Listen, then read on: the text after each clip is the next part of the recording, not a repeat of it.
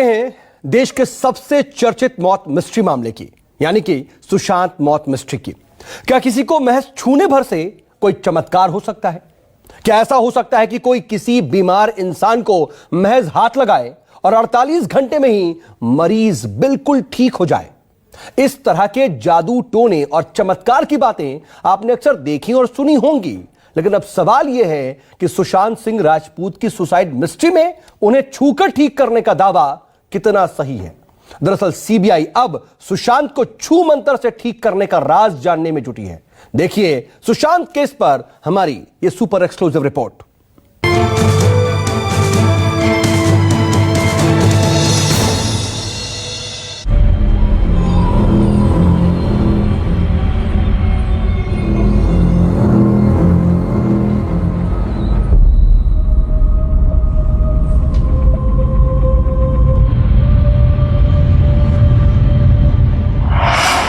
Sushant case का चौंकाने वाला सबूत होटल में है।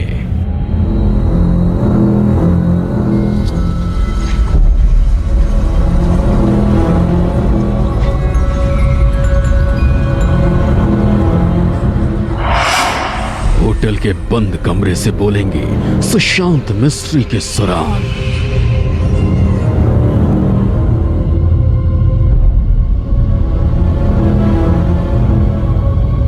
आज आपको सुशांत केस में जांच की सही दिशा की ओर चलते हैं। सबसे पहले इस सुसाइड मिस्ट्री में डिप्रेशन का एंगल आया। इसके बाद जांच पड़ताल और सवाल कुछ आगे बढ़े तो ब्लैक मैजिक की बात सामने आई। रिया और उसके परिवार वालों पर सुशांत के परिवार ने ब्लैक मैजिक के आरोप लगाए। इसके बाद भी कुछ हासिल नहीं हुआ तो ब्लैक पेंटिंग का राज खुला। रिया ने ईडी को खुद बताया कि इटली के होटल में ब्लैक पेंटिंग देखकर सुशांत डर गए थे।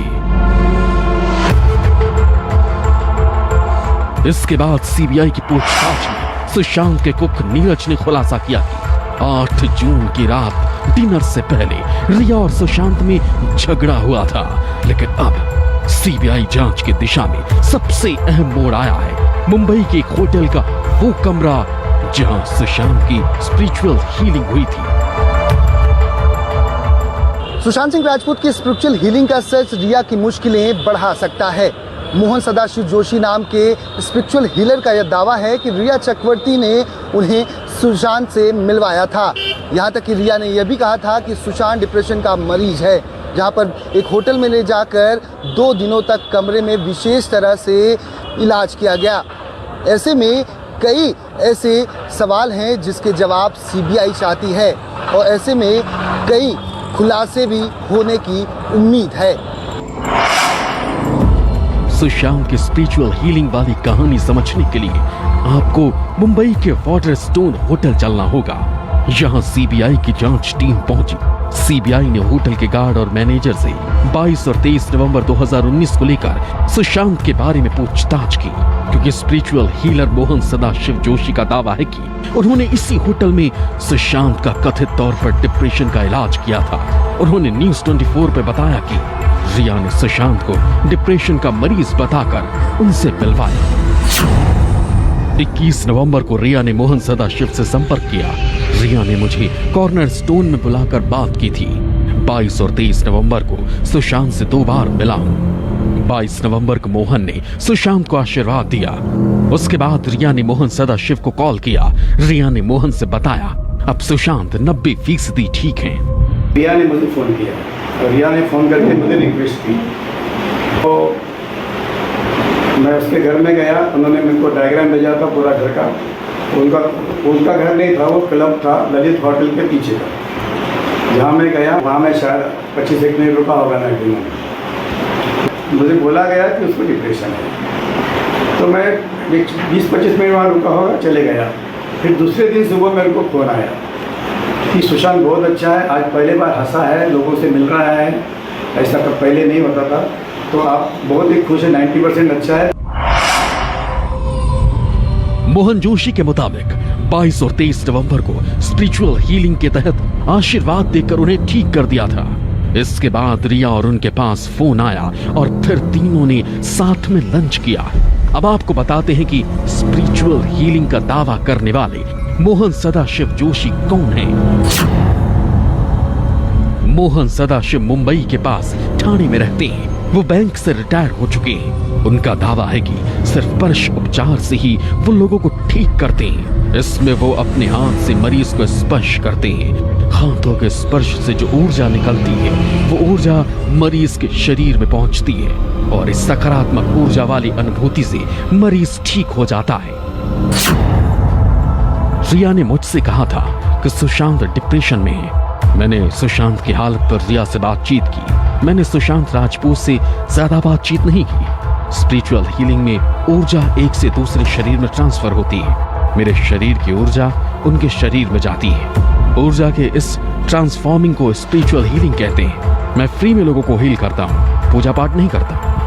स्पिरिचुअल हीलर्स एक इंसान की साइके को समझ के, उसके ऑरास और उसके चक्रास को समझ के, उसके एनर्जी को समझकर उसे हेल्प करने की कोशिश करते हैं। और हीलर्स के पास में बहुत सारे तरीके होते हैं हेल्प करने के। सबका प्रोसेस अलग अलग होता है। कुछ लोग क्रिस्टल से करते हैं, कुछ लोग रेकी करते हैं, कुछ लोग पास्ट लाइफ रिग्रेशन करते हैं। बहुत सारे मेथड्स को यूज़ करके स्पिरिचुअल हीलर एक इंसान को बैलेंस करने की कोशिश करते हैं, उसके चक्रास को बैलेंस करने की कोशिश करते हैं, उसका सेल्फ कॉन्फिडेंस बढ़ा के उसको पॉजिटिव रखने की कोशिश करते हैं।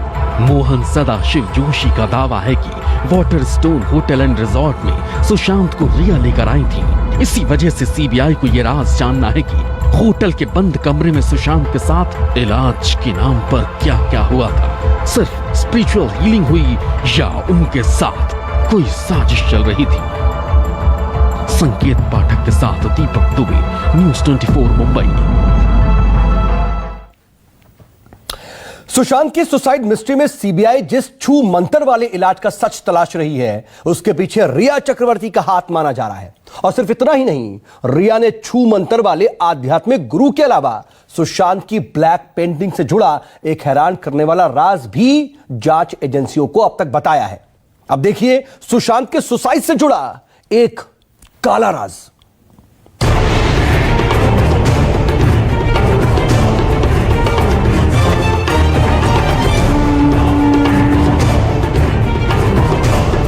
सुशांत की मौत के राज जिन अंधेरों में छिपे हैं, उन्हीं अंधेरों में कथित तौर पर साजिश के सुराग और सबूतों की तलाश है।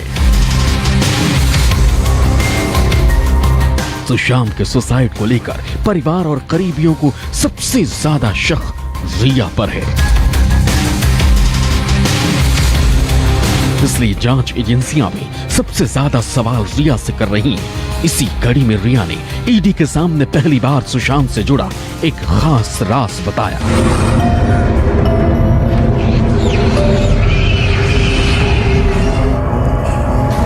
सुशांत के मौत की मिस्ट्री में ब्लैक पेंटिंग का राज खुद रिया ने बताया। ईडी के सामने यह दावा किया गया कि 2019 में यूरोप टूर के दौरान इटली के होटल में ब्लैक पेंटिंग देखकर सुशांत डर गए थे।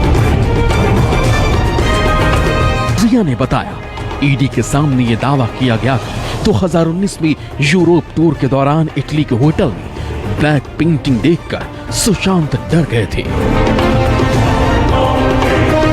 रिया के मुताबिक अक्टूबर 2019 के दौरान इटली के एक होटल में सुशांत, रिया और उनका भाई शौविक ठहरे हुए थे। होटल की दीवारों पर एक खास तरह की पेंटिंग बनी थी। उस पेंटिंग को देखकर सुशांत अजीब सा बर्ताव करने लगे। वो बहुत देर तक पेंटिंग को घूरते रहे और फिर अचानक घबरा गए। रिया ने ईडी को बताया, हम लोग इटली के फ्लोरेंस में छुट्टियां बिताने गए थे। यूरोप टूर का वो दौर अक्टूबर 2019 का था। मैं और सुशांत इटली के हेरिटेज होटल में ठहरे थे। इटली का वो होटल करीब 600 साल पुराना है। पहली बार मैंने सुशांत की मानसिक हालत खराब देखी। मैंने एक दिन सुशांत का अजीब सा व्यवहार देखा। सुशांत दीवार पर एक पुरानी पेंटिंग गौर से देख रहे थे। उनमें से एक पेंटिंग में सैटर्न बना हुआ था। सैटर्न की वो पेंटिंग देखकर सुशांत घबरा गए। यूरोप टूर से लौटने के बाद सुशांत की बिगड़ी हुई हालत के बारे में उनके कुछ करीबी लोगों ने भी दावा किया था। हालांकि उनका कहना था कि यूरोप से आने के बाद उनके व्यवहार में काफी बदलाव आ गया था। मैडम भैया को वही सिखाती थी, ये हॉन्टेड प्लेस है, क्यों रह रहे हो यहाँ, ये वो हैंड दैन। तो सुशांत भैया बिलीव नहीं करते थे ये सब वांटेड में, भूत प्रेत में विश्वास नहीं रखते थे। वो इन पे कर्मा पे विश्वास रखते थे, समझो कर्म हो रहा है। एंड भोलेनाथ के बहुत बड़े भक्त थे। रिया ने ईडी को बताया कि सुशांत ने इटली के उस होटल में एक खास पेंटिंग देखी थी। वो पेंटिंग स्पेन के मशहूर चित्रकार फ्रांसिस्को गोया की थी। उस चित्र में सैटर्न यानी शनि की तस्वीर बनी थी जो अपने ही बच्चों को खा रहा था। रिया का दावा है कि अपने भाई शौविक के साथ दूसरे कमरे में थी। जब वो लौटी तो देखा सुशांत रुद्राक्ष लेकर कुछ मंत्रों का जाप कर रहे थे। रिया का दावा है कि सुशांत ने होटल में गोया के जिस पेंटिंग को देखा था उसमें उन्हें कैरेक्टर्स नजर आने लगे थे। रिया ने जब उनसे पूछा कि क्या हुआ तो उन्होंने बताया कि पेंटिंग में कुछ किरदार नजर आ रहे लेकिन वो ठीक तरह से सब कुछ बता नहीं पा रहे थे। रिया के मुताबिक उस रात वो और उसका भाई शौविक सुशांत के साथ उसी कमरे में सो गए। सुशांत शिव के भक्त थे। वो गले में रुद्राक्ष की माला पहनते थे। अपने घर पे उन्होंने काल सर्प की पूजा भी करवाई थी जिसका वीडियो वायरल है।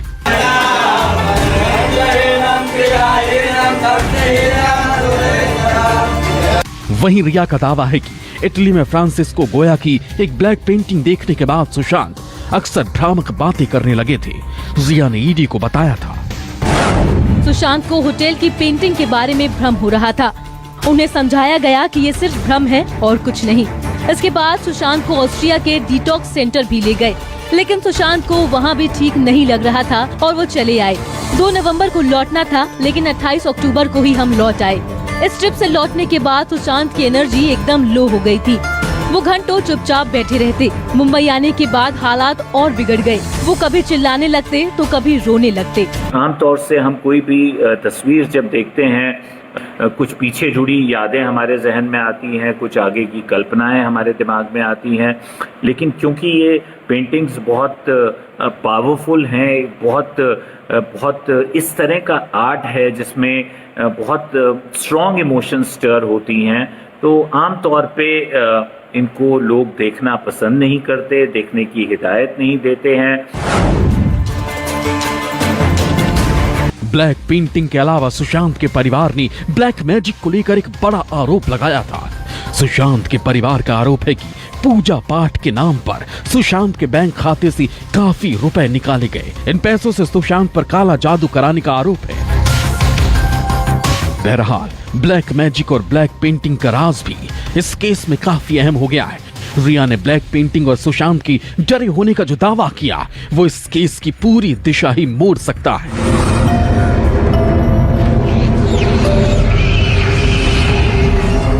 इसकी सच्चाई का पता लगाना सीबीआई के लिए बड़ी चुनौती होगी। वहीं पूजा पाठ के नाम पर ब्लैक मैजिक के आरोपों का सच भी इस मिस्ट्री से पर्दा उठाने में मदद कर सकता है। दीपक दुबे के साथ ब्यूरो रिपोर्ट, न्यूज़ 24।